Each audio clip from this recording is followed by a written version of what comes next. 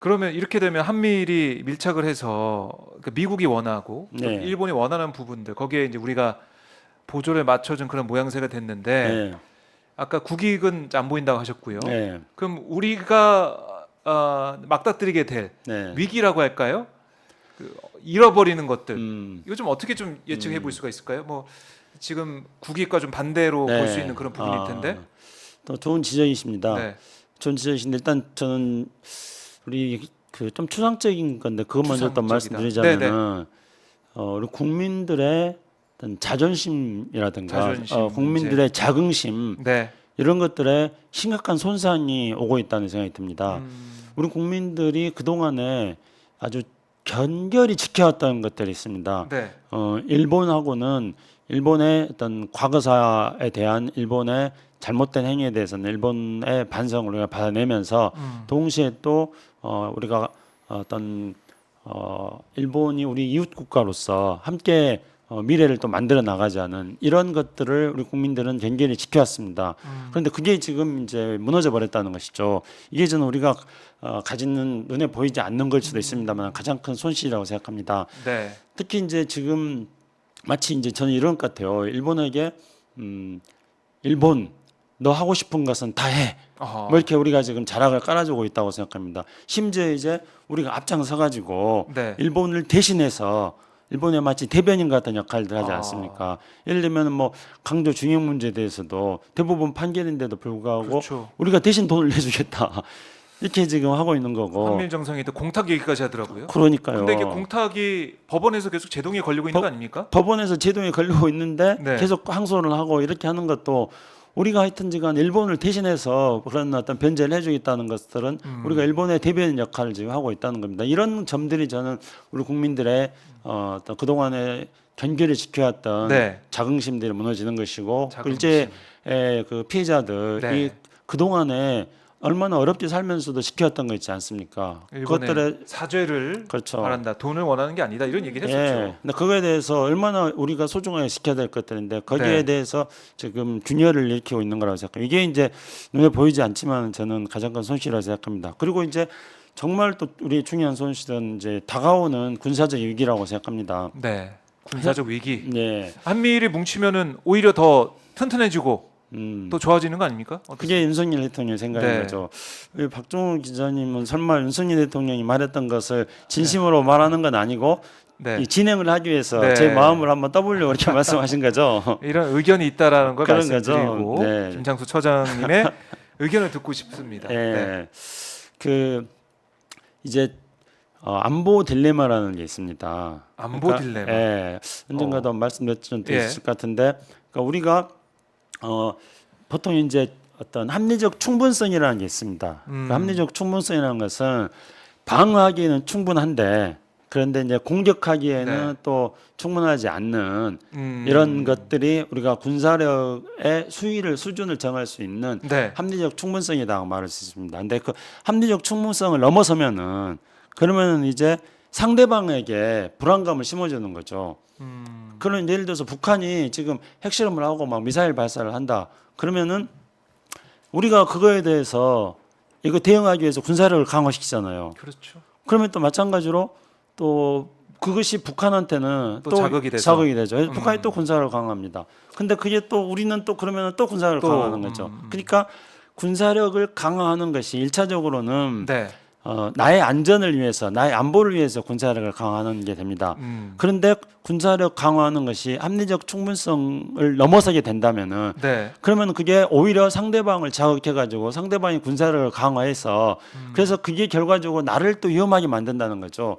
이게 이제 안보 딜레마라고 하는 겁니다. 근데 지금 현재 우리는 그 안보 딜레마로 빠져든 무한 군비 경쟁의 시대로 지금 접어들고 있습니다. 이거를 이제 그거는 2차 대전 이후에 미소 간의 군비 경쟁을 할 때 만들어진 용어가 있습니다. 이 무한 군비 경쟁에 대해서는 상호 확정 파괴 전략이라고 말합니다. 그러니까 우리 박종훈 기자님하고 저 관계에서 박종훈 기자님이 10만큼 군사력을 늘렸다. 네. 그럼 나는 15만큼 늘리는 뭐 거예요. 그렇게 그럼 되겠죠. 박종훈 기자님 20만큼 늘리고 네. 그럼 나는 30만큼, 박종훈 기자님 40만큼. 그래가지고 이제 이게 나는 박종훈 기자님을 완전히 파괴시켜 버릴 수 있는 능력을 가지고 있고 네. 내가 만약에 박종호 기자님을 공격하면 박종호 기자님 나에 대해서 보복 공격을 해가지고 나를 완전히 파괴시켜 버릴 능력을 가지고 있고 나도 마찬가지인 겁니다. 네. 그러니까 박종호 기자님 나를 공격하면 내가 다시 보복 공격을 그렇죠. 해가지고 뭐 그렇게 되겠죠. 완전하게 그래 이거를 상호 확증 파괴라고 합니다.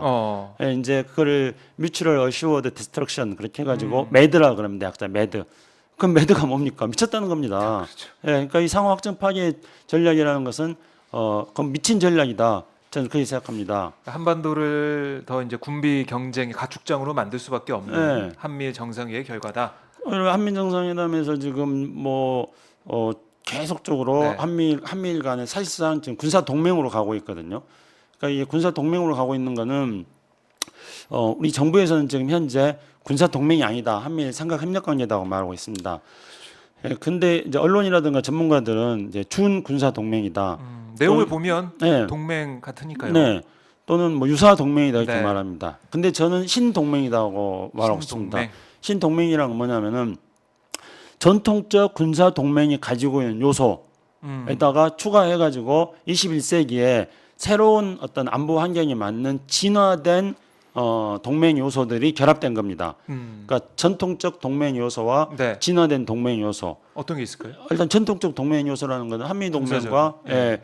미일 군사 동맹, 한미 군사 동맹을 보면 알 수 있습니다. 그 어떤 거냐면은 일단은 제가 그걸 비교를 해봤는데요. 네. 워딩을 정확하게 하기 위해서 뭐 보면 이제 미일 안보 조약에서는 안전에 대한 위협이 발생할 때 협의한다고 되어 있습니다.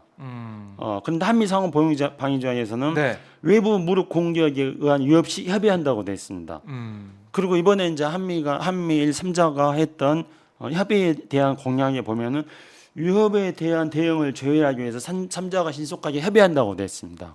일단 위협이 발생하면 협의한다. 똑같지 그렇네요. 않습니까? 그러니까 예. 전통적 그 한미 동맹과 전통적 미일 동맹의 위협에 대한 협의가 이번에 한미일 3자 사이에서 동일하게 단어까지도 동일하게 상한 겁니다. 네. 그리고 미일 안보 조약에서는 이제 협의하고 나서 위협이 발생하면은 공동으로 행동한다고 되어 있습니다. 한미 상호 방위 조약에서도 위협에 대처하기 위해서는 행동한다고 되어 있습니다. 행동한다. 예. 근데 이제 이번에 한미일 정상회담에서는 주권을 수호하기 위한 안보를 수호하기 위해서는 어떤 조치를 취한다고 되어 있습니다. 그러니까 행동한다는 표현과 조치를 취한다는 표현에서 차이는 있지만 어쨌든 좋지. 뭔가 하겠다는 거네요. 그렇죠. 예. 그러니까 전통적 그 군사 동맹이 가지고 있는 요소들을 지금 다 가지고 있는 겁니다. 이번에 한미일 3자 선언에서 이야기한 거는요. 네. 그리고 이제 전통적 그 군사 동맹에서 이야기하는 것들 중에 이제 어떤 게 있냐면은 군사 협의체가 있는 겁니다. 그래서 한미 동맹에는 한미 연례 안보 협의회가 있습니다. 네. 1년에 한 번씩 하는 거. 그 미일 간에는 미일 안보 위원회가 있습니다. 2년에 한 번씩 합니다. 이런 협의체가 네. 있는데 이번에 이제 3자 워싱턴 정상회담에서도 마찬가지로 협의체를 만들었는데 기존의 한미 동맹보다도 훨씬 더 높은 수준의 협의체를 만든 겁니다. 이번에는 과거에 이제 한미 동맹에서는 네. 미일 동맹인 한미 동맹에서는 협의체라는 것이 장관급입니다. 아, 근데 이번에는 정상들이 그렇네요. 정상 회의 연례 회의를 하는 걸로 돼 있습니다. 내년에 서울 온다 그러고. 예, 그리고 이제 외무장관, 국방장관, 안보실장들이 하는 회의들이 또 다 있습니다. 그래서 가장 높은 수준의 협의체를 만들고 있는 것이고요. 네. 그리고 이 전통적 동맹을 유지하기 위해서는 군사 훈련하도록 돼 있습니다. 미일 동맹도 마찬가지고 한미 동맹도 마찬가지입니다. 근데 이번에 캠프 데이비드 네. 협의에서는 한미일 3자 군사 훈련을 하고 지금 미 국방부에서는 그에 따른 후속 조치를 구체적으로 밝히겠다. 지금 그렇게 하고 있습니다. 그러니까 이번에 이제 캠프 데이비드에서 한 3자 그 선언을 살펴본다면은 전통적 동맹이 가지고 있는 요소들을 다 갖추고 있습니다. 다만 이제 전통적 동맹이 갖추고 있는 것과 좀 다른 거는 네. 전통적 동맹이라는 건 한미 동맹이든지 미일 동맹이든지 간에 다 같이 조약에 의해서 이게 보장됩니다. 그렇죠. 그런데 이번에는 조약을 하지 않았지 않습니까? 네. 조약을 하지 않은 건 조약을 하면은 우리 헌법에 따라서 국회의 동의를 그럼요. 거쳐야 됩니다. 그러니까 네. 국회 동의를 거치기 어렵기 때문에 이번에 조약이라는 형식을 취하지 않았던 것만 다릅니다. 진화된 동맹이라는 건 무엇이냐? 전통적 동맹이라는 것은 어떤 위협을 이렇게 뭐 북한 뭐 위협 이렇게 네. 해가지고 우리가 그 동안에 한미 동맹이라는 건 북한 위협을 막는 거였잖아요. 근데 이제 21세기는 위협이 다양화됩니다.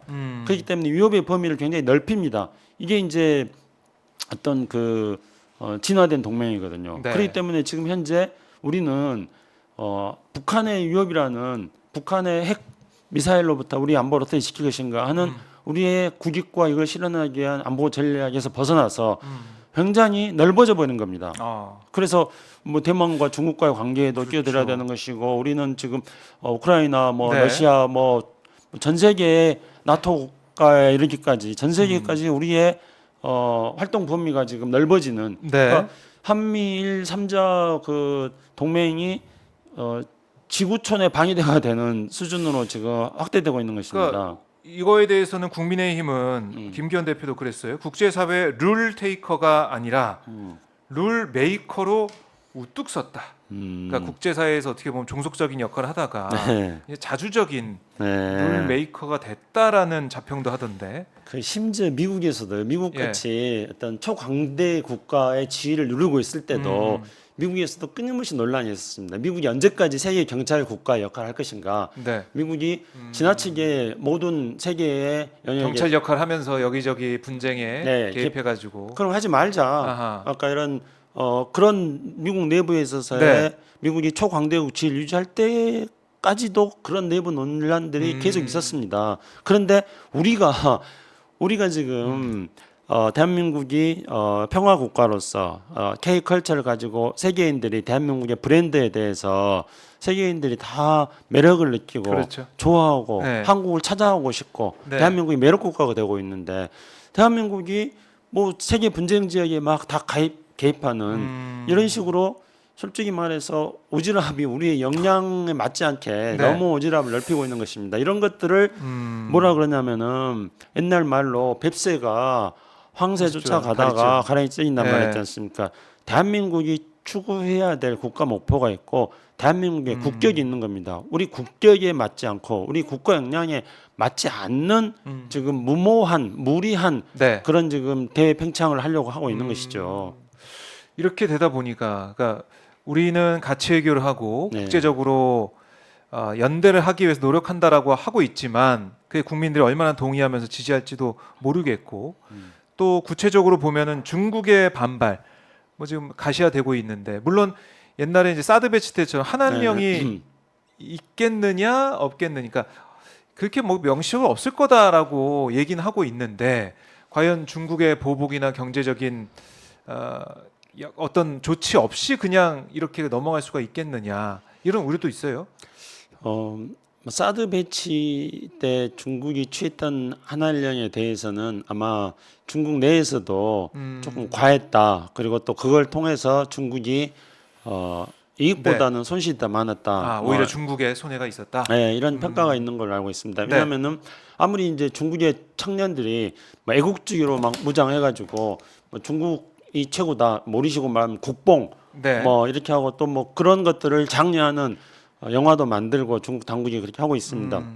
근데 그럼에도 불구하고 또 어떤 국제적인 어떤 청년들 사이에서 보편적으로 느끼는 어떤 그 교감할 수 있는 게 있습니다. 그냥 한류가 바로 그런 국제적으로 모든 사람들이 보편적으로 느낄 수 있는 네. 공감대를 만들어내기 때문에 네, 네. 그렇기 때문에 전 세계인들이 한류를 좋아하는 것입니다. 그렇죠. 근데 중국 청년들도 마찬가지입니다. 근데 이거를 이제 정부 당국이 억지로 막다 보니까 생기는 부작용이 있을 수 있겠고 그것들을 중국의 애국주의로 네. 덮으려고 하다 보니까 또 다른 나라 국가들이 그거에 대해 또 반발하는 문제가 있는 겁니다. 네. 그렇기 때문에 중국이 과거에 한한령을 했던 것 같은 동일한 방식으로 어떤 대처는 하지는 않을 거라고 생각합니다.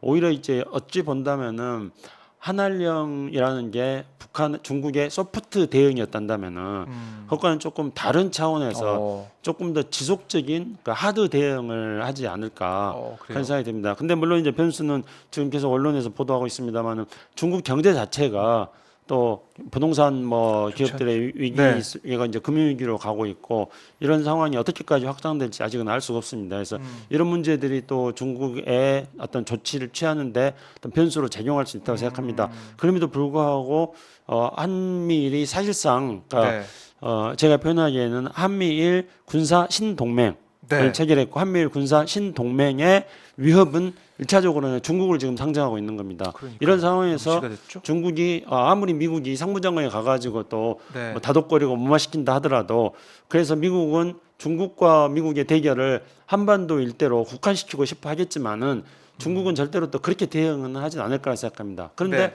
중국이 뭐 미국이 미중 갈등의 어떤 영역을 한반도로 국한시키고 싶어 하는 의도에 중국이 그대로 따라간다 하더라도 왜냐하면 이제 블링컨이라든가 미국 사람들이 말할 때 중국에 대한 어떤 제재는 좁고 높게 하겠다. 좁고 높게 하겠다는 건 이제 범위를 좁힌다는 것도 됩니다. 그러니까 뭐 첨단 반도체라든가 AI라든가 이런 걸로 뭐 좁히겠다는 건데, 네. 근데 이제 한반도로 또 적용할 수 있는 겁니다. 한반도와 그 일대로 좁히고 미국은 또 중국과 교류협력을 또 하겠다 이런 식으로도 해석될 수 있는 여지가 있습니다. 그렇게 된다면은 중국이 미국과 그런 점에서 서로 상호 코드를 맞춰 간다면은 한국은 미중 각축장이 될 수밖에 없는 게 되는 거죠. 그러면 중국과 미국이 그 선에서 최악의 경우에는 타협하게 된다는 겁니다. 중국이 한국에 대해서 보복하는 방식으로 네. 미국과 타협하는 상황이 되는 게 저는 그게 현실화 된다는 게 아니라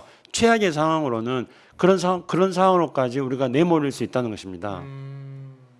이게 들어보니까 심각하게 전개가 될 수 있겠다 이런 느낌이 들어서 한미일 정상회의 후폭풍 봐야 될 것 같고